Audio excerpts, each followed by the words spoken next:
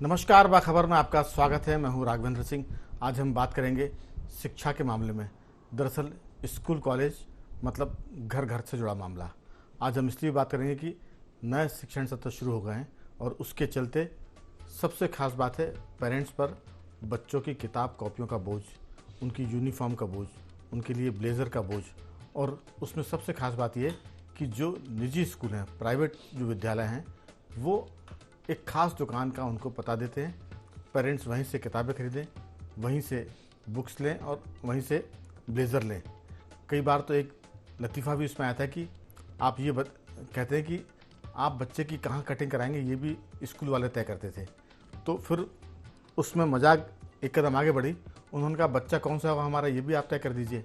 तो ये स्थितियाँ बन गई थी कि किस तरह से बच्चों को आप पढ़ाते हैं और उनकी किस तरह से किताबों कॉपियों का इंतज़ाम करते हैं। आज इसी पर बात करेंगे कि मनमानी पर नकेल ग्वालियर से शुरू हुई है, जिला प्रशासन भोपाल तक वो आई है, लेकिन उस नकेल पर, उनके आदेश पर, कलेक्टर के आदेश पर कितना अमल होता है, ये मुद्दे की बात है।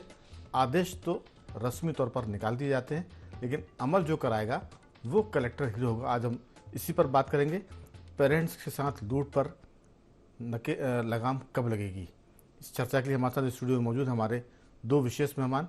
एक नए साथी जुड़ेंगे, योगीराज योगेश पत्रकार स्टूडियो में मौजूद हैं, हमारे वरिष्ठ पत्रकार साथी आशीष दुबे जी, और सामाजिक सरोकार से जुड़े कमल राठी जी। आप दोनों का बहुत बहुत स्वागत है। चर्चा की शुरुआत, चूँकि मामला सामाजिक है, राठी जी आपसे कि ये जो सारे मसले हैं, ये पूरे विवाद आज के नहीं हैं। जब से निजी क्षेत्र ने शिक्षा में प्रवेश किया, दखल देना शुरू किया, तब से शिक्षा बहुत महंगी हो गई है। हो सकता है कि हमारे पेरेंट्स जो हैं उन्होंने 2 रुपये फ़ीस दियो और पढ़ाई कर लियो। हमने 5 रुपये फ़ीस दी थी और पढ़ाई कर ली। कॉलेज में आए तो 10-15 रुपये फ़ीस लगती थी, पढ़ाई कर ली। अब जो फ़ीस है, अगर बच्चा प्ले ग्रुप में जाता है तो उसकी फ़ीस 1000 रुपये से कम होगी तो पेरेंट्स कई बार खुश हो जाते हैं कि बड़ी सस्ती फ़ीस है। जैसे जैसे क्लास बढ़ती है फ़ीस बढ़ती जाती है, और उसके साथ एक नया और चलन शुरू हो गया है, वो है कोचिंग क्लासेस का। आज हालांकि वो विषय नहीं है, लेकिन सवाल ये कि स्कूलों की मनमानी पर जिला प्रशासन के आदेश कितने असरदार होंगे, क्या ये रस्मी तौर पर होंगे, आपकी राय?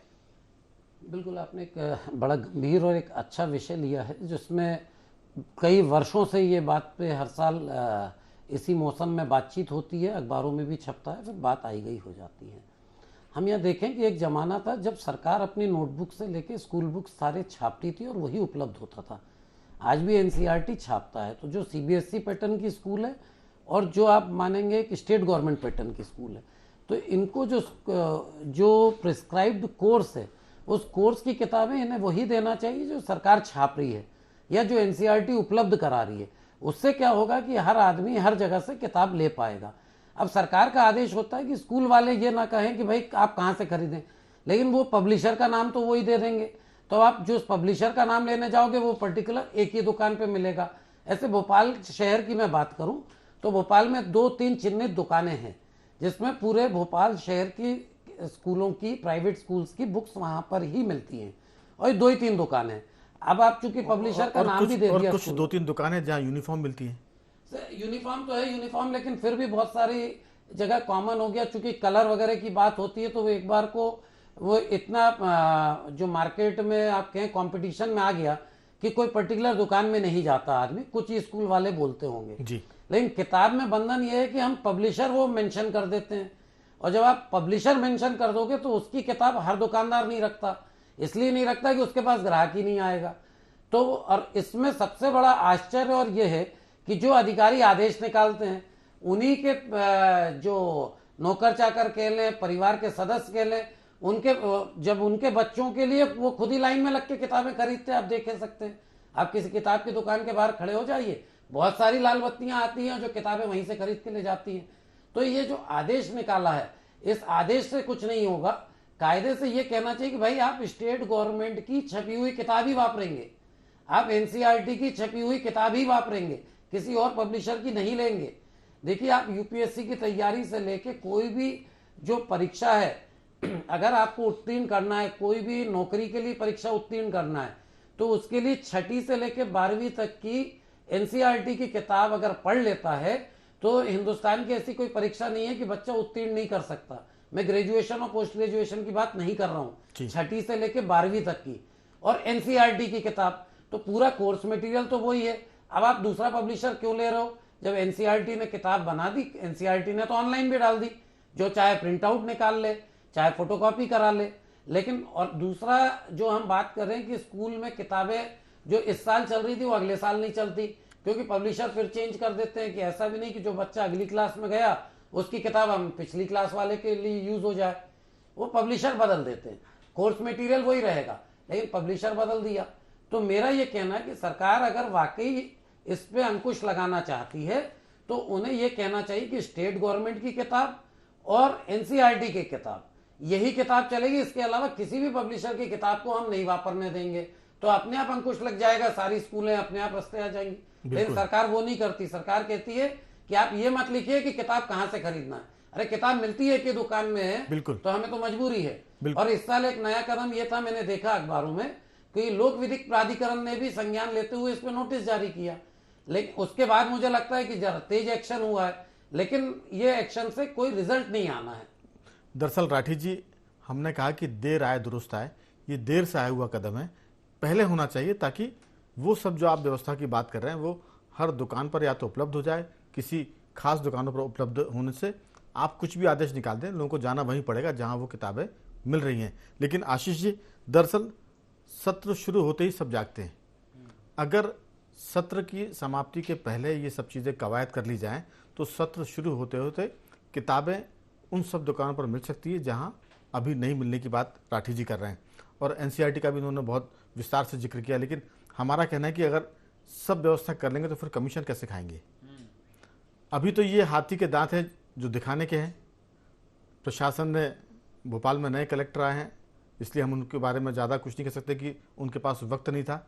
लेकिन जिन कलेक्टरों के पास वक्त है जिले में, अगर ऐसा तो नहीं है कि सत्र अचानक शुरू हो रहा है, सबको उसकी तारीख पता होती है, हर साल शुरू होता है अप्रैल में, ये भी सबको पता होता है, तो क्यों ना आप इसकी तैयारी जब एग्ज़ाम खत्म होती है उसके बाद ही शुरू कर दें। और जैसा प्राइवेट पब्लिशर्स की बात कर रहे हैं, वो हर साल किताबों में थोड़ा बहुत बदलाव करते हैं, हर बार पब्लिशर चेंज कर देते हैं ताकि आपको किताब खरीदने के लिए मजबूर होना पड़े। मैं आपकी बात शुरू होने के पहले एक चीज़ ज़रूर जोड़ूंगा कि यूरोपियन कंट्रीज़ में और दुनिया के कई देशों में ऐसा होता है जो पर्यावरण की चिंता करते हैं, क्योंकि किताब और कॉपी बनने में पेड़ खत्म होते हैं, पेड़ों से किताब, कॉपी या कागज़ बनता है। तो कई ऐसे विकसित देश हैं जहां हर क्लास में बच्चा पढ़ता है, अपनी कॉपी, किताब और उसका बैग वो वहीं छोड़ के जाता है। जब उस क्लास में दूसरा बच्चा आता है तो उसको वो स्कूल का बैग उस छोड़ा हुआ मिल जाता है जो बच्चा दूसरी क्लास में गया प्रमोशन होकर। तो सीधी सी बात है कि वहाँ बच्चों को किताबें, कॉपी खरीदना नहीं पड़ती। हर इस क्लास में बच्चों के पहुँचने के पहले अगर 35 बच्चों की क्लास है तो 35 बैग वहाँ रखे रहते हैं और नया जो बच्चा आता है उसको वो चीज़ें मिल जाती है। भारत में ऐसा हो सकता है, लेकिन ये अरबों रुपए की इंडस्ट्री है, किताब कॉपी का छपना, उसका बिकना, और करोड़ों रुपए का है कमीशन खोरी का बाजार। आपकी राय? ये तो सही बात है, कमीशन खोरी जो है बाकी चीज़ों पर हावी हो गई है, कोई सुधारों पर हावी हो गई है। तो ये जो दूसरे देशों में होता रहा है कि किताबें बच्चे छोड़ के जाते हैं, दूसरे पढ़ते हैं, भारत में भी ये होता है। लेकिन ये उसकी निशानी हो जाती है कि जो गरीब है, कमज़ोर है, वो दूसरे बच्चे के क्लास की किताबों की व्यवस्था करने की कोशिश करते हैं उनके माता पिता, और उसको या मुफ्त में या कम कीमत पे दिलवा के उसको पढ़ाते हैं। तो ये बहुत सीमित है और इसके साथ एक खराब सा टैग लग गया है। तो ये अगर व्यवस्था कोई कलेक्टर जैसे भोपाल में किया है और दूसरे जिलों में भी कुछ कलेक्टर कर रहे हैं, तो अब वो इस तरह का कोई साहस दिखाने की कोशिश करें तो इसको नवाचार माना जाएगा। 144 और 151 है, इस तरह की कोई चीज़ों का ये कोई नवाचार नहीं है। ये तो ऐसा है कि जब मर्ज लाइलाज हो गया है तो पेन किलर लेके खड़े हुए हैं, ये उस तरह की स्थितियाँ है। अब कलेक्टरों को या कलेक्टर के साथ डीओ को बैठना बात होती ही होगी, लेकिन इसके लिए पहले से ही इंतजाम किया जाता है। जैसा आपने कहा कि सत्र खत्म इसके लिए तो स्कूल प्रबंधन से पहले बात हो। हाँ, स्कूल मैनेजमेंट को बुलाया, कलेक्टर और बिल्कुल वहाँ के जो एसडीओ है, एसडीएम है, डीओ है, तब जाकर ये व्यवस्था, क्योंकि माइंडसेट कमीशन खोरी का तोड़ना पड़ेगा। बिल्कुल, कमीशन खोरी को तोड़ना। अब वैसे एक तरीका ये भी हो सकता है कि स्कूल में किताबें आ जाएं और बच्चों को किताबें स्कूल से वहीं उनकी टेबल पे, डेस्क पे उनको दे दी जाए और पेरेंट्स को तो पैसा देना है तो वहाँ दे दें, लेकिन उसमें फिर वही कमीशन की बात आएगी कि स्कूल कहाँ से अरेंज करेगा, क्या करेगा। इसलिए प्रशासन को इसमें सख्ती, सरकार को सख्ती करनी होगी, मंत्री को देखना होगा, विभाग को देखना होगा कि व्यवस्थाएं कैसे बनाई जाए। मैं आपकी बात में एक चीज़ जोड़ने की अनुमति चाहता हूँ। दरअसल स्कूल के बाहर बड़ी संख्या में जो किताबों के दुकानदार होते हैं उनके एजेंट खड़े होते हैं और वो सबको स्लिप बांटते रहते हैं। अगर प्रशासन ये चाहे कि 15 दिन 10 दिन हफ्ते भर वहाँ स्टॉल लग जाए स्कूल के बाहर, लगा दी जाए स्कूल के बाहर, और हर क्लास का एक बैग हो, 5th क्लास का एक बैग बना हुआ, उस पर एक स्टिकर लगा कि ये 1000 रुपए का बैग है 5वीं क्लास, 8वीं क्लास 1500 रुपए का बैग है, 10वीं क्लास 1800 रुपए का बैग है। आदमी सिर्फ क्लास बताए और बैग उठा के ले जाए और पैसे पेमेंट कर दे, तो ये भी हो सकता है। लेकिन फिर वही बात है कि आपकी मंशा क्या है, जो मैंने कहा कि हाथी के दांत है, दिखाने के और है, खाने के और है। जी बिल्कुल सही है, ये बिल्कुल भी सही बात है। लेकिन इसमें कोई भी किसी भी ऐसे अधिकारी को या किसी सरकार को कहीं इसमें दिमाग लड़ाना होगा। ये कर्मकांड नहीं है कि हर साल जुलाई में, जून में या अप्रैल में हम लोग प्रशासन थोड़ी बहुत इंतजाम कर दे और बाद में भूल जाए। इस पर इनको एक मतलब, हालांकि कार्यशाला और चिंतन विंतन ये सब बहुत होते रहते हैं, ये तो कहीं फोर्सफुली ये चीज़ें करनी पड़ेंगी। किसी एक ज़िले में, 2 ज़िले में मॉडल बना करके इस पे काम करना पड़ेगा और इससे ये सिस्टम खराब होगा। अब ये बात ज़रूर है कि करोड़ों रुपए का जो कमीशनबाजी है वो कैसे होगी, तो अब वो चिंता सरकार को करना चाहिए कि वो अब क्या करेंगे, कैसे करेंगे। लेकिन ये बात सही है कि किताबें स्कूल में ही मिलनी चाहिए, चाहे तो पुराने बच्चों से मिलें या स्कूल वाले स्कूल कैंपस में अरेंज कराएं या उनको उनकी डेस्क पे उपलब्ध करा दें। बिल्कुल इस तरह से कुछ सरकारों की प्राथमिकता सस्ती शिक्षा देने की कहाँ है? अगर होती तो सरकारी स्कूल बदतर हालत में नहीं होते और निजी जो विद्यालय वो इतनी रफ्तार से नहीं बढ़ते। निजी विद्यालयों की योगीराज जी बड़ी बड़ी माने विशाल का भवन मिल जाएंगे आपको, अच्छे अच्छे बाथरूम मिल जाएंगे, एसी रूम मिल सकते हैं, स्मार्ट क्लासेस हो सकती हैं। लेकिन जो टीचर है वो सबसे ट्रेंड टीचर हम जिसको कहेंगे, काबिल टीचर जिसको कहेंगे, वो सरकारी स्कूलों में होते हैं, क्योंकि वहाँ डीएड किए हुए होते हैं, बीएड किए हुए टीचर्स होते हैं, एमएड किए हुए होते हैं और कई बार तो उनकी ट्रेनिंग बहुत सरकार लंबे स्तर बड़े स्तर पर कराती है। तो जहाँ तक प्रशिक्षित और योग्य शिक्षक की बात है, जितने सरकारी स्कूल में होते हैं उतने निजी स्कूलों में नहीं हो पाते।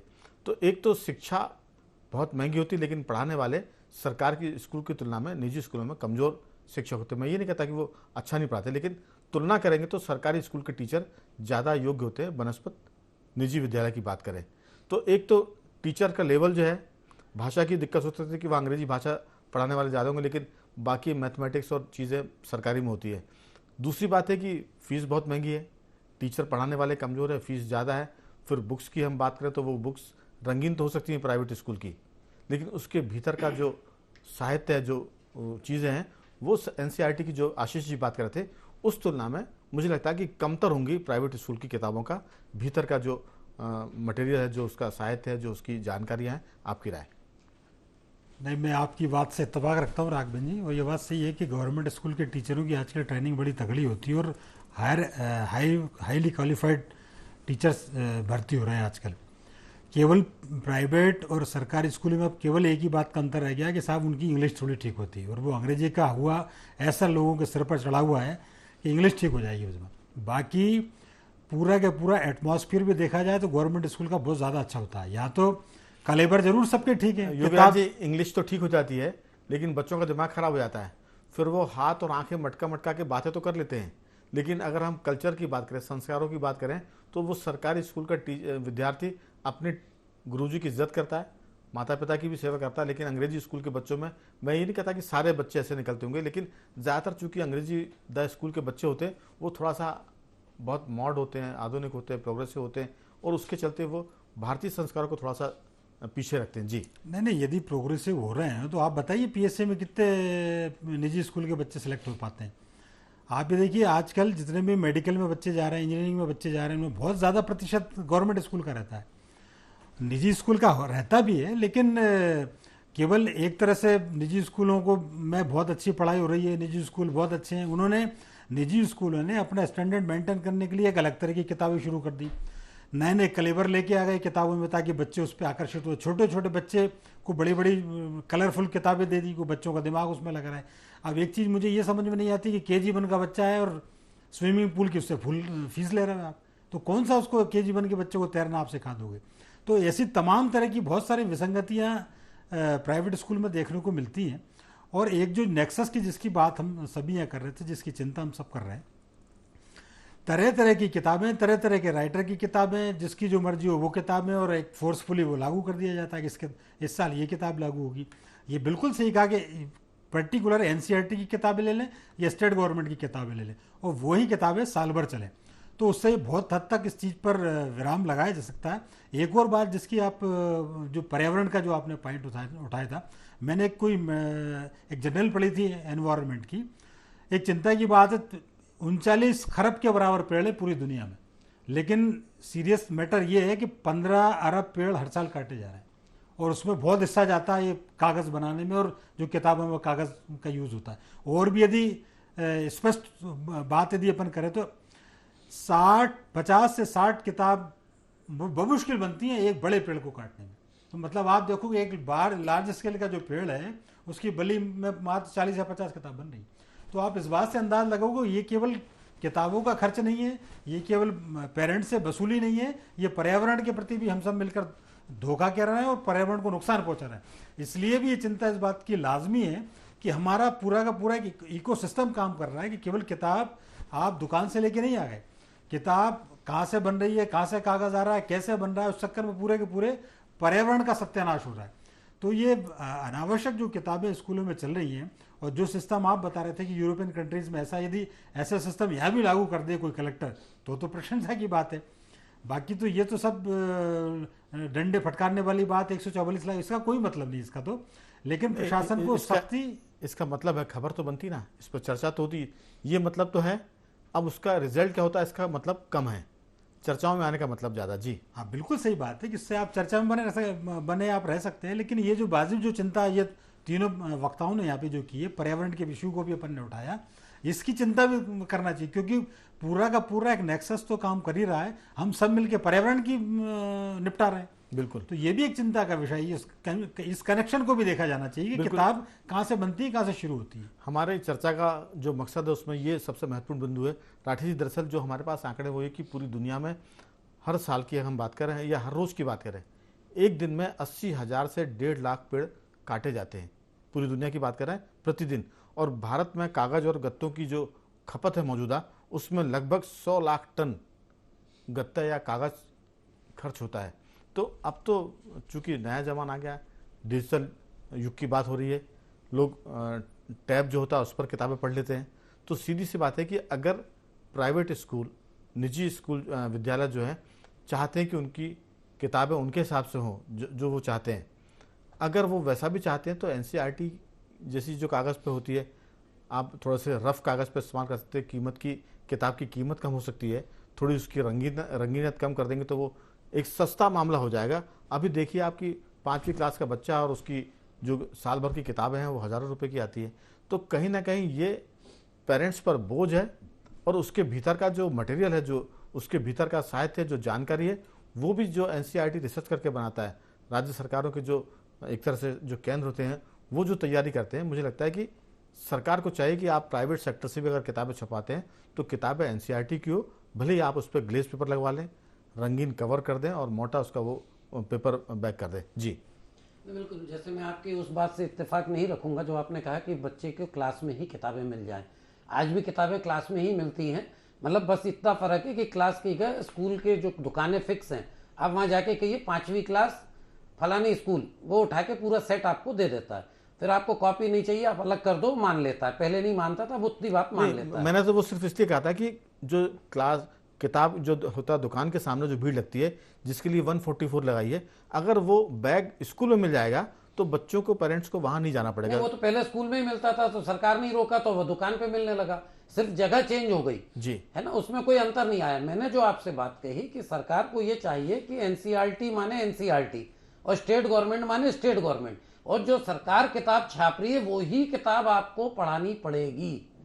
भाई पढ़ाने के लिए टीचर रेफरेंस के लिए कोई किताब रख ले और नोट्स बनवा दे जी, लेकिन टेक्स्ट बुक तो वही देगी जो सरकार ने छापा है।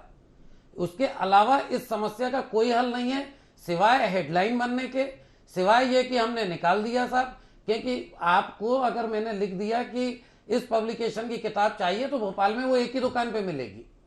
भोपाल छोड़िए, आप सीहोर वाला भी भोपाल आके किताबें ले जाता है, अगर आपकी जानकारी में हो कि ना हो। सिटी तरफ एक दुकान है, वो सीहोर की स्कूल्स की बुक्स वहां मिलती हैं, मतलब सीहोर में नहीं मिलती है।